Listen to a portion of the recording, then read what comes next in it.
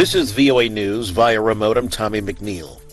The battering winter storm knocking out power to hundreds of thousands of homes and businesses across the United States left millions more to worry about the prospect of further outages and crippled emergency response efforts in an airport in snowbound New York State.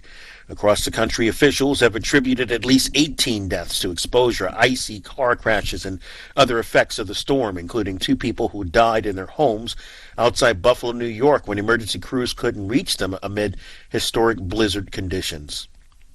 The U.S. military agency known for tracking Santa Claus as he delivers presents on Christmas Eve does not expect COVID-19 or the bomb cyclone hitting North America to affect St. Nick's global travels. Lieutenant General David Nahom is a NORAD official based in Anchorage, Alaska. We don't know what Santa's route is. We watch it real time.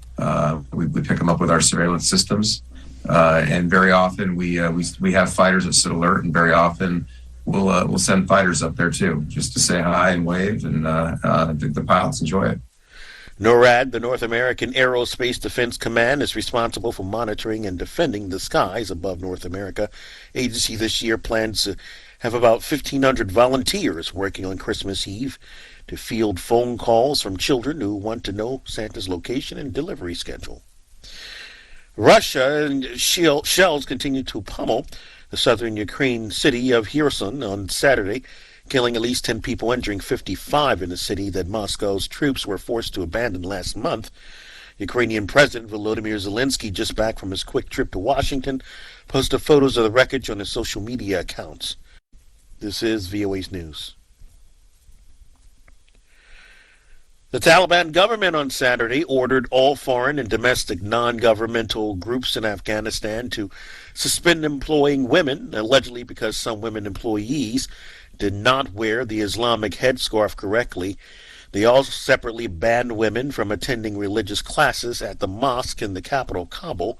The bans are the latest restrictive moves by Afghanistan's new rulers against women's rights and freedoms, coming just days after the Taliban banned female students from attending universities across the country. Afghan women have since demonstrated in major cities against the ban, a rare sign of domestic protest since the Taliban seized power last year. The decision has also caused international outrage. AP correspondent Julie Walker reports on virus outbreak, China system overload. Some hospitals are turning away ambulances. Relatives of sick people are searching for open beds, and patients are slumped on benches in corridors and lying on floors. Medical resources in China's villages and towns, home to about 50 million of China's 1.4 billion people, lag far behind those of big cities. I'm Julie Walker. Congress has given final passage to legislation changing the law that governs the certification of a presidential contest. AP correspondent Norman Hall reporting. The House has passed an overhaul of the Electoral Count Act as part of its massive end-of-the-year spending bill after the Senate approved identical wording Thursday. The 1887 law has been long criticized as confusing and poorly written. The legislation now goes to President Joe Biden for a signature. Biden, in a statement, said the provisions will help ensure that the will of the people will be preserved. The measure is the most significant legislative response Congress has made yet to former President Donald Trump's aggressive efforts to overturn the 2020 election. Norman Hall, Washington. Kurdish activists, left-wing politicians, and anti-racism groups demonstrated Saturday in Paris after 3 people were killed at a Kurdish cultural center in an attack that prosecutors say was racially motivated.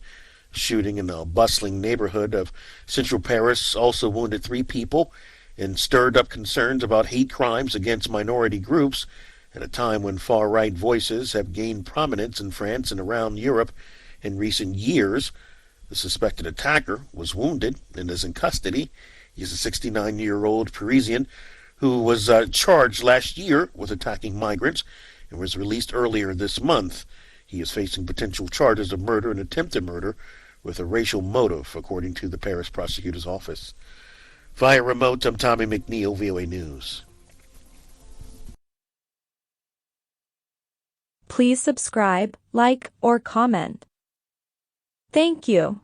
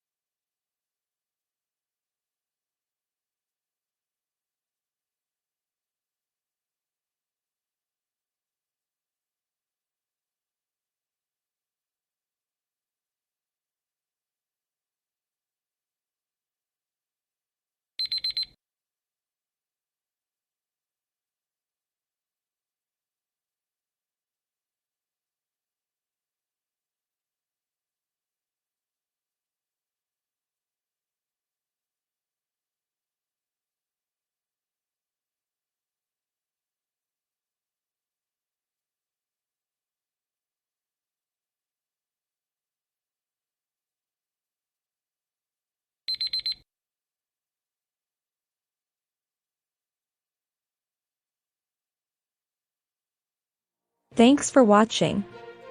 Please like, comment, or subscribe.